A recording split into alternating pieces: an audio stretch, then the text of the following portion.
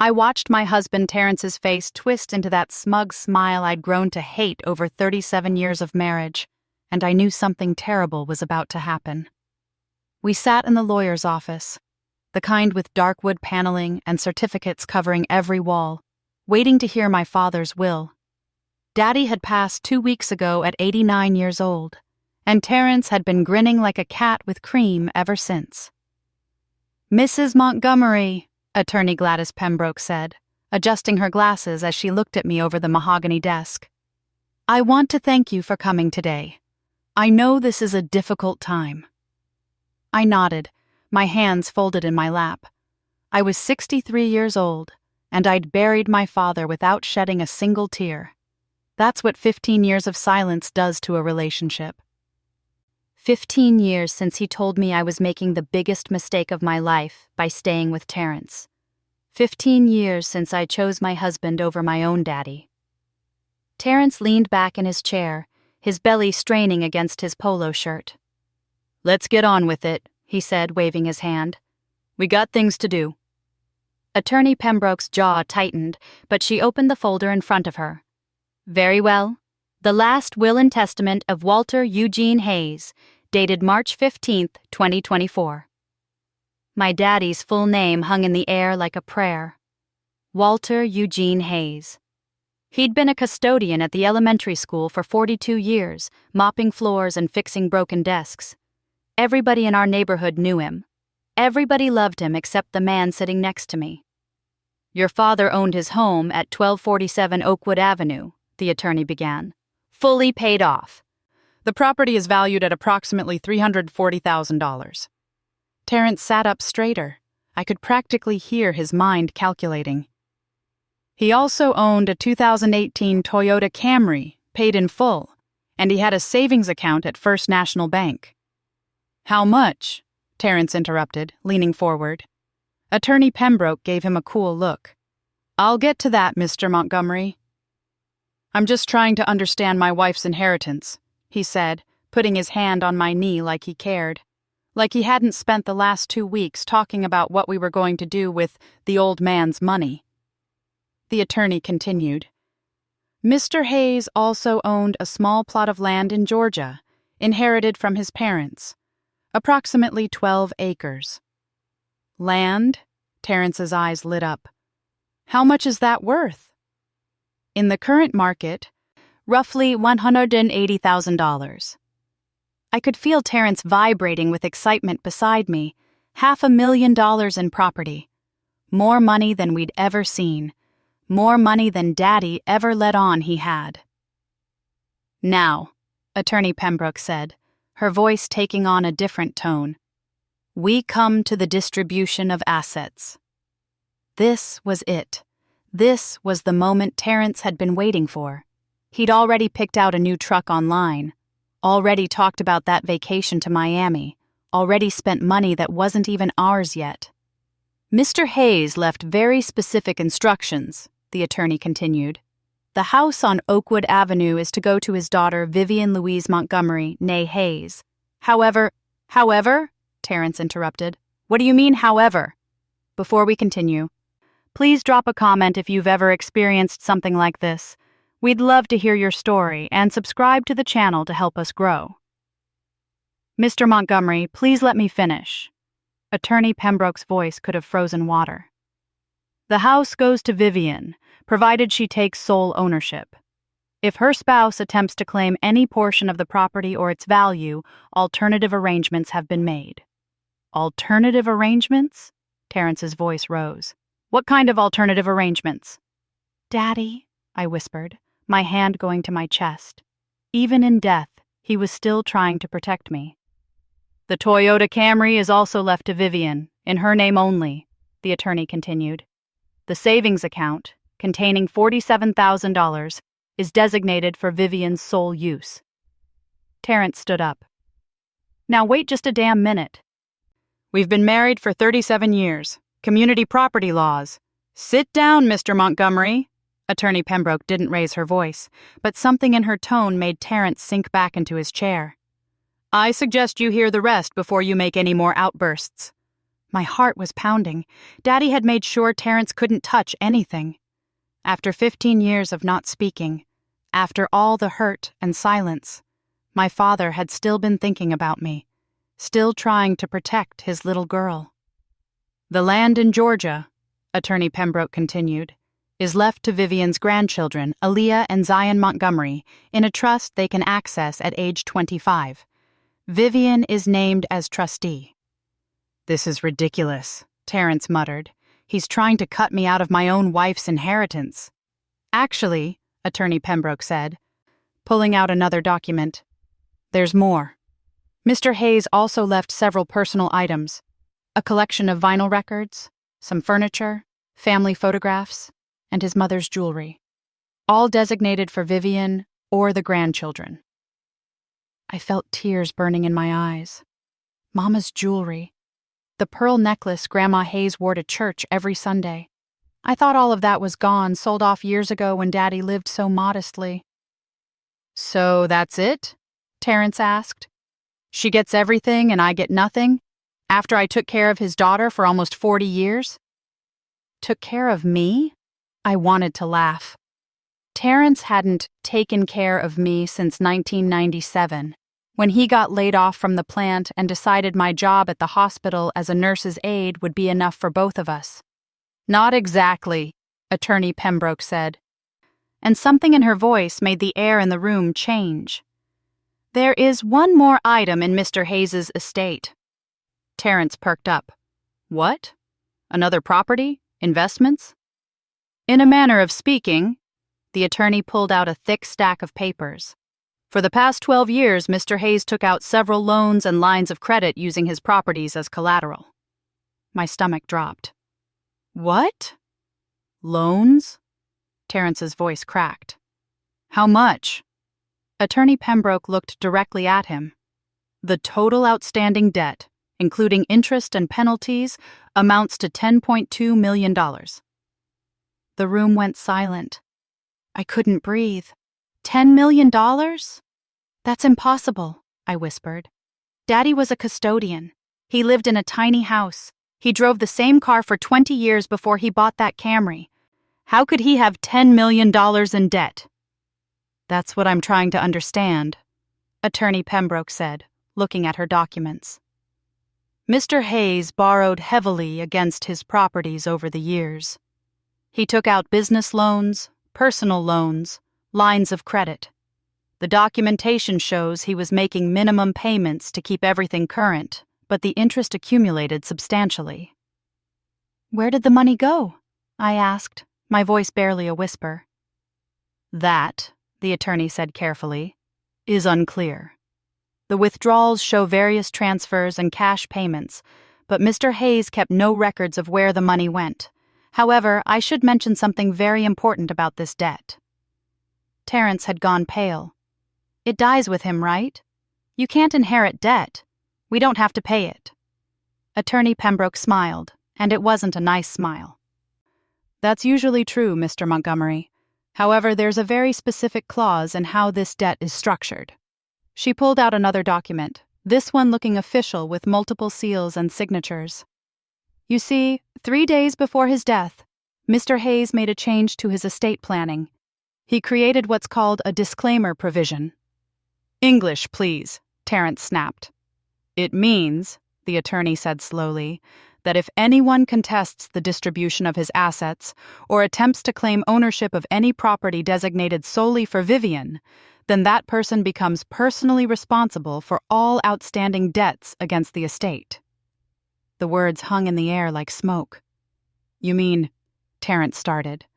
I mean, Attorney Pembroke said, looking directly at him, that when you stood up moments ago and claimed community property rights to your wife's inheritance, when you challenged the terms of the will, you triggered the disclaimer clause. No, Terrence said. No, I didn't. I was just asking questions. You said, and I quote, community property laws. You stated that you had rights to the property as Vivian's spouse. That, Mr. Montgomery, constitutes a claim against the estate.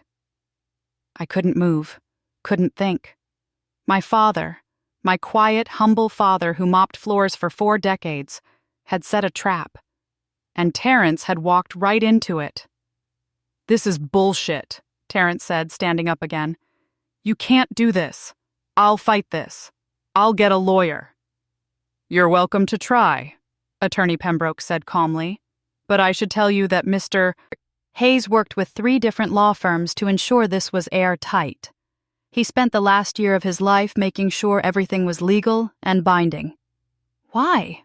I asked, my voice breaking. "Why would Daddy do this?" Attorney Pembroke reached across the desk and handed me an envelope. My name was written on it in my father's shaky handwriting. "He left this for you," she said gently. "He asked that you read it after the will was read." My hands trembled as I took the envelope. Terrence tried to grab it, but Attorney Pembroke stood up. "Mr. Montgomery, I'm going to have to ask you to leave the office now. I need to speak with Mrs. Montgomery privately about her inheritance." "Like hell I'm leaving," Terrence said. "That's my wife." "That's my client," Attorney Pembroke corrected. "And unless you want me to file a restraining order right now, I suggest you wait in the lobby." The two of them stared at each other. Finally, Terrence turned to me. "Vivian, we're leaving. Right now." But I didn't move. For the first time in 37 years, I looked at my husband and said, "No." His eyes widened. "What did you say?" "I said no." My voice was stronger now. "I'm staying. I'm going to read what my daddy left me." Terrence's face turned red. "You'll regret this, Vivian. You hear me? You'll regret choosing him over me again." He stormed out, slamming the door so hard the certificates on the wall rattled. Attorney Pembroke sat back down and folded her hands. "Are you ready to read the letter, Vivian?" I looked down at the envelope, at my father's handwriting. The handwriting that used to sign my report cards and birthday cards, the handwriting I hadn't seen in 15 years. "Before I read this," I said quietly, "I need to know something. Did my daddy really have $10 million in debt? Or was this—" I couldn't finish the sentence. Attorney Pembroke leaned forward. "That, Vivian, is exactly what your father wants to explain to you in that letter. But I can tell you this much. Your father was many things, but he was never a fool. Everything he did with purpose." My hands shook as I opened the envelope. Inside was a letter, written in my father's careful handwriting, and a small key. "My dearest Vivian," it began, and just seeing those words made tears stream down my face. "If you're reading this, then I'm gone, and that smooth-talking husband of yours just made the biggest mistake of his life." I sat in Attorney Pembroke's office, my father's letter trembling in my hands, and read words that made my whole world shift. "My dearest Vivian, if you're reading this, then I'm gone, and that smooth-talking husband of yours just made the biggest mistake of his life. Baby girl, I need you to understand something right from the start. There is no $10 million debt. Not a single penny of it is real. Every loan document, every promissory note, every line of credit is completely fabricated. I worked with 3 law firms and paid them well to create the most convincing financial trap ever designed, and your husband just walked right into it." I stopped reading, my mouth falling open. "It's fake?" I looked up at Attorney Pembroke. "The debt is fake?" She nodded, a small smile on her face. "Keep reading." I looked back down at Daddy's letter, my heart pounding. "You're probably wondering why I would do such a thing, and sweetheart, it's because I've watched that man drain the life out of you for 37 years. I saw it happening even before you married him, but you were 26 and in love, and nothing your old daddy said was going to change your mind. I saw how he quit his job and made you work double shifts at the hospital. I saw how he spent your money on his buddies and his habits while you wore the same 2 pairs of shoes for 3 years. I saw how he kept you away from me because I was the only one who told you the truth about him." Tears were streaming down my face now, dripping onto the paper. Daddy had seen it all. Of course he had. But here's what Terrence doesn't know, the letter continued. When he challenged your inheritance and claimed community property rights, he didn't just accept responsibility for fake debt. He signed legal documents that I had Attorney Pembroke prepare in advance. Documents that separate all marital assets. Documents that prove financial abuse. Documents that will give you everything you need to finally be free of him. The debt papers he'll receive will look absolutely real. We made sure of that. He'll spend weeks, maybe months, scrambling to find lawyers and fighting something that doesn't exist. And while he's panicking, you're going to take that key I left you, go to First National Bank, and open Safety Deposit Box 2847. Inside, you'll find everything you need to start your new life. I love you, baby girl. I always did. Even when you stopped talking to me, I never stopped being your father. Now go be free. Your loving daddy. I couldn't see the words anymore through my tears. Attorney Pembroke handed me a tissue box. He spent a year planning this, she said softly. Every detail, every document. He wanted to make sure you'd be protected. How did he afford all this? I asked, wiping my eyes. The lawyers? The fake documents? Everything? Your father was more than just a custodian, Vivian. He was also a very smart investor. That modest lifestyle? That was a choice. He'd been building wealth for decades, and he left it all for you and your grandchildren. How much? I whispered. Including the properties, investments, and savings? About $2.3 million. The room spun. My father, who wore the same 3 work shirts on rotation, who cut his own hair, who saved twist ties and reused aluminum foil, had been a millionaire. But Terrence, I started. Terrence gets nothing, Attorney Pembroke said firmly. In fact, he's about to get a very convincing packet of debt collection notices that will make him think his life is over. By the time he figures out the debt isn't real, if he ever does, you'll be long gone. I looked down at the small key in my hand. Freedom. After 37 years, my daddy was giving me freedom. There's something else you should know, Attorney Pembroke said, pulling out another folder. Your father hired a private investigator 6 months ago. He wanted to document everything about your marriage, just in case Terrence tried to fight the separation of assets. She slid photographs across the desk. My hands shook as I looked at them. Terrence at a bar with his arm around a woman I'd never seen. Terrence at the casino I didn't know he'd been visiting.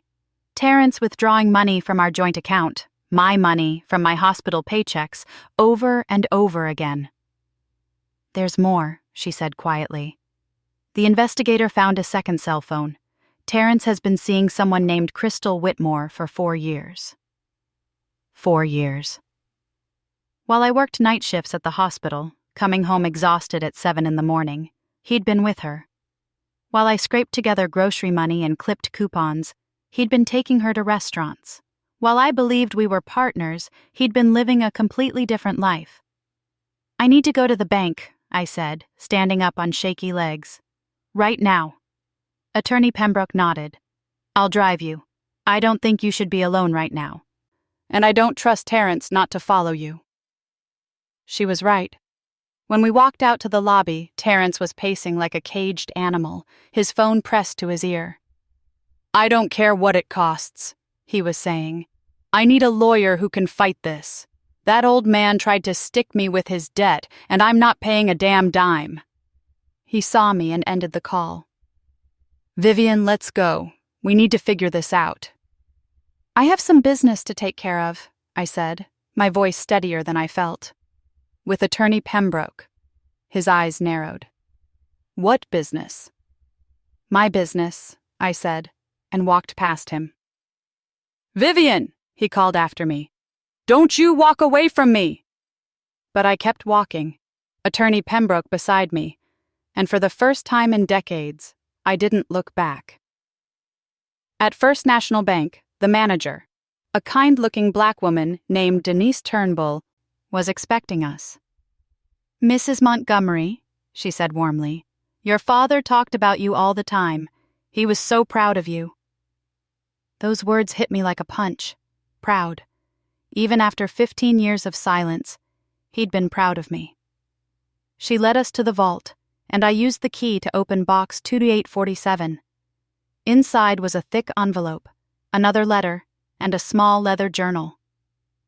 "You can use the private room," Denise said, gesturing to a small office off the vault area. "Take all the time you need." I opened the envelope first. Inside were documents. A deed to Daddy's house, now in my name only. The title to the Toyota, also in my name. Bank statements showing accounts I never knew existed, all with my name on them. And divorce papers already filled out, ready for my signature. "He thought of everything," I whispered. The journal was what broke me. It was full of my father's entries, dated over the past year. January 15th. Saw Vivian at the grocery store today. She looked so tired. Her shoes had holes in them. I wanted to go to her, but I know she won't talk to me. I left $200 in her mailbox that night. I hope she found it. March 3rd. Followed Terrence downtown. He spent 3 hours at Murphy's Casino.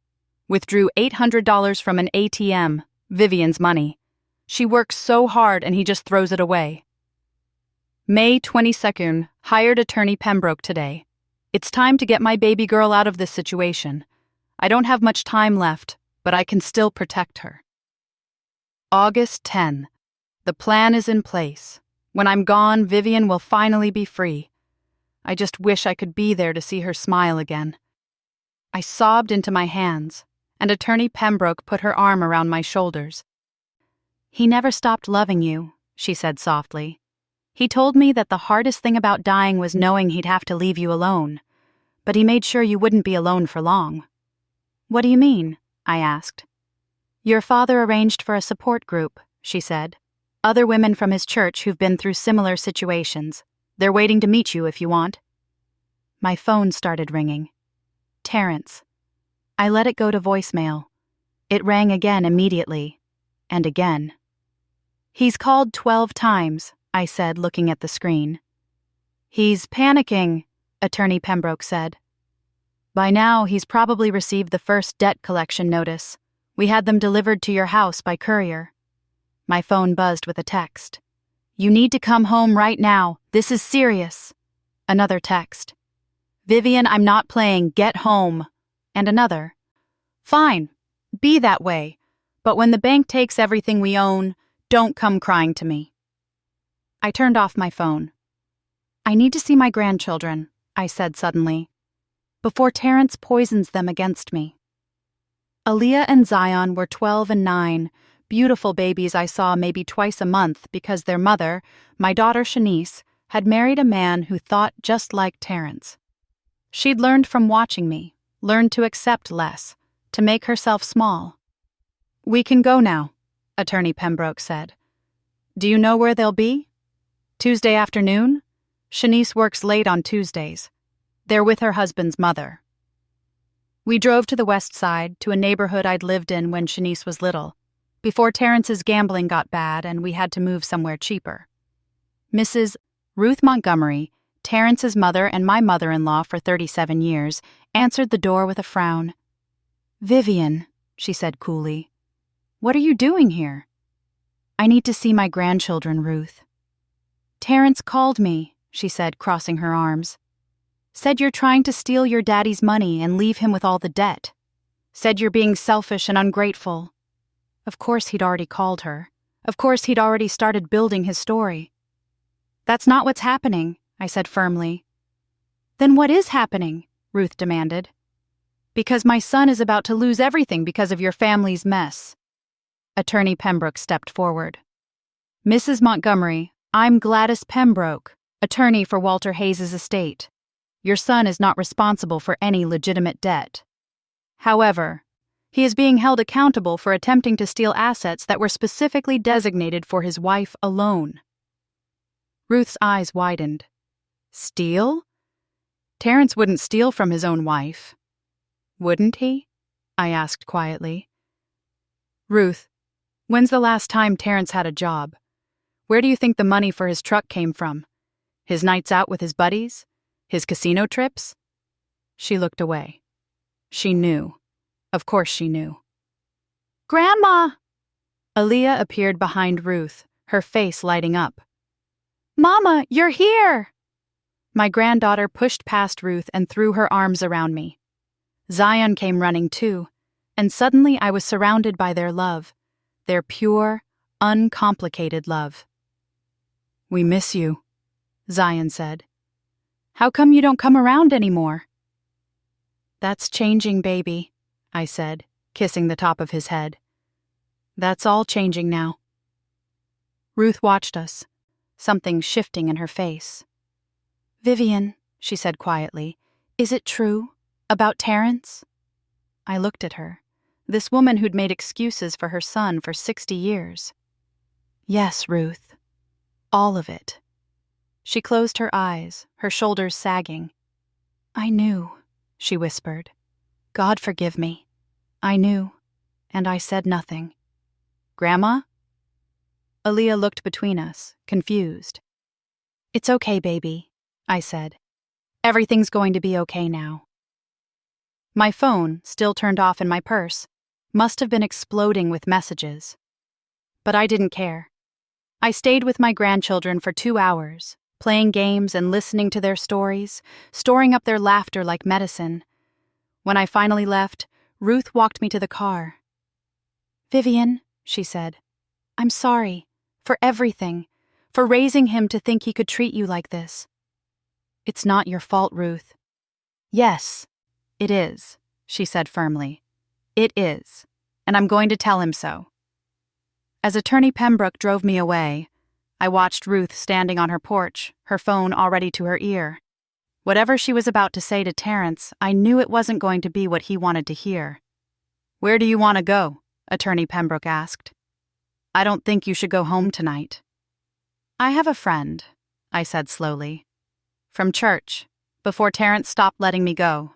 Lavon Jenkins. She always told me I had a place at her house if I ever needed it. Let's call her. Lavon answered on the first ring. When I told her what was happening, she didn't hesitate. Baby, you come right now. I got a room ready and a pot of soup on the stove. You're safe here. Safe. When was the last time I'd felt safe? We pulled up to Lavon's house just as my phone turned itself back on. The battery must have reset. It immediately started buzzing with notifications. 27 missed calls. 43 text messages. The last one made my blood run cold. I know you're with that lawyer. I know what you're trying to do. But you're still my wife, Vivian. And you're coming home tonight. Or I'm coming to get you. Lavon Jenkins took one look at my face and pulled me into her house like she was pulling me out of a flood. Don't you worry about a single thing, she said, her voice firm and warm at the same time. That man ain't getting past my front door. Her house smelled like home, like cornbread and green beans and safety. Attorney Pembroke helped carry in the documents from the bank. And Lavon set us up in her dining room with sweet tea and cornbread still warm from the oven. Now, Lavon said, sitting down across from me, tell me everything. So I did. I told her about Daddy's letter, the fake debt, the real inheritance, the divorce papers waiting for my signature. I told her about Terrence's threats and the woman named Crystal Whitmore. Lavon listened to it all, her hand holding mine, her eyes getting fiercer with every word. Your daddy was a genius, she finally said. A stone-cold genius. And Terrence is about to learn what happens when you underestimate a quiet man's love for his daughter. My phone wouldn't stop ringing. Lavon finally grabbed it and answered. Terrence Montgomery, this is Lavon Jenkins. Vivian is safe, she's staying with me, and if you show up at my house, I'm calling the police. Now you have yourself a blessed evening. She hung up before he could respond. He's going to lose his mind, I said. Let him, Lavon said simply. You've spent 37 years worried about his feelings. Tonight, we worry about yours. Attorney Pembroke stayed for another hour, going over the documents I'd need to sign, explaining the process for the divorce, and showing me bank statements that proved I had enough money to live on my own for years. When she finally left, she hugged me tight. "Your father would be so proud of you," she said. "You took the first step, the hardest one." That night, I slept in Lavonne's guest room under a quilt her grandmother had made, and for the first time in years, I wasn't afraid. I wasn't waiting for Terrence to come home drunk, wasn't worrying about what mood he'd be in. Wasn't calculating how to make $20 stretch until next Friday. I was just sleeping. Really, truly sleeping. The next morning, Lavonne made me breakfast, grits and eggs and bacon, and told me about the women's group at Mount Zion Baptist Church. "We meet every Thursday," she said. "Women who've been through what you're going through. Some of us still healing, some of us healed, all of us helping each other." "Daddy mentioned something about that," I said, "in one of the documents Attorney Pembroke showed me." "Your daddy came to me 6 months ago," Lavonne admitted. "Asked me to look after you when the time came. Said you'd need sisters, not just a lawyer." She smiled. "He was right about that, too." My phone rang again. This time it was Shanice, my daughter. "Mama?" Her voice was shaking. "Daddy called me. He's saying crazy things about Granddaddy and debts and you abandoning him. What's going on?" I took a deep breath. "Baby, I need you to come over to Lavonne's house. Can you do that? Bring the kids if you need to." "I'll be there in 30 minutes. When Shanice arrived with Aaliyah and Zion, I sat her down and told her everything. Showed her the pictures of Terrence with Crystal Whitmore. Showed her the bank records of him draining our accounts. Showed her Daddy's letter. She cried. My strong, beautiful daughter broke down crying. "I knew," she sobbed. "I knew he was like this, but I kept telling myself you were happy, that you chose to stay, that it was okay." "I wasn't happy, baby," I said, pulling her close. "I was scared. And I was wrong. I was so wrong to show you that this was normal. That this was love." "Your husband," I said carefully, knowing Shanice's marriage had its own problems. "Is he treating you right?" She looked away, and that told me everything. "Mama," Aaliyah said suddenly, her 12-year-old voice strong and clear, "you don't have to stay with someone who's mean to you. My teacher said that. She said everybody deserves kindness." Out of the mouths of babes, I hugged my granddaughter tight. "Your teacher is right, sweetheart. Everybody deserves kindness." Over the next week, things moved fast. Attorney Pembroke filed the divorce papers. Terrence received official-looking debt collection notices for the $10.2 million, complete with payment deadlines and legal threats. She told me he'd already contacted 6 different lawyers, all of whom told him the same thing. The documents looked legitimate, and he'd signed papers accepting responsibility for the estate's debts when he challenged the will. What they didn't tell him, what they couldn't know, was that the debt didn't exist.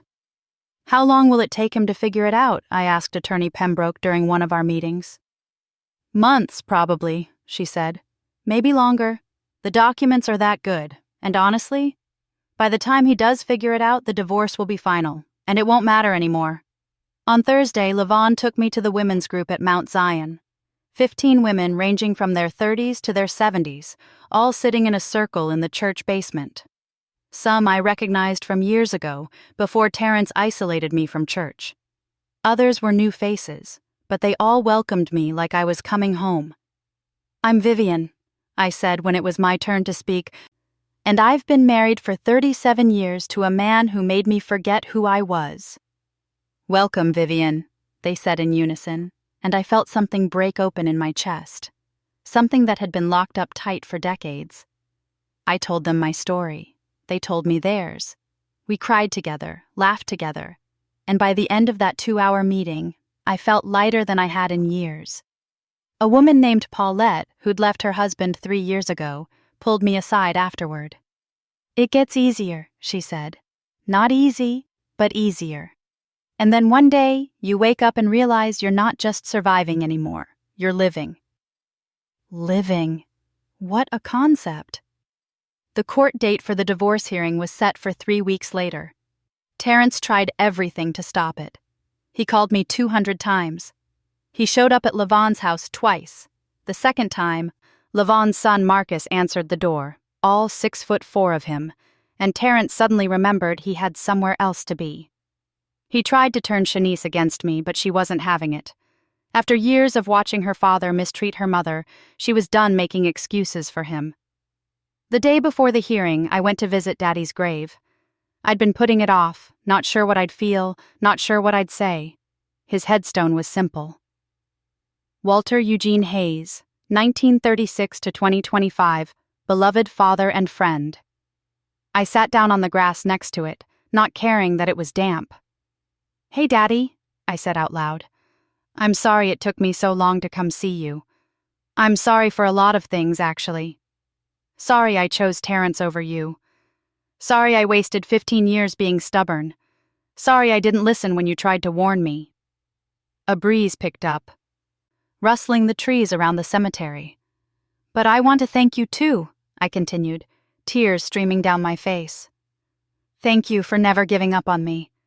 Thank you for this gift, this chance to start over. Thank you for being smarter than all of us put together." I laughed through my tears. $10 million in fake debt. Daddy, that was brilliant. Terrence is losing his mind. I sat there for an hour, talking to my father, telling him about the women's group, about Shanice finally standing up for herself, about how Aaliyah wanted to be a lawyer like Attorney Pembroke when she grew up. "I'm going to be okay, Daddy," I said finally. "I'm going to be more than okay. I'm going to be free." The divorce hearing was held in a small courtroom downtown.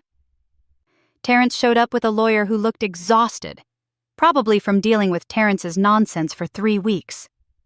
I sat next to Attorney Pembroke, wearing a dress Lavon had taken me to buy, the first new dress I'd owned in 5 years.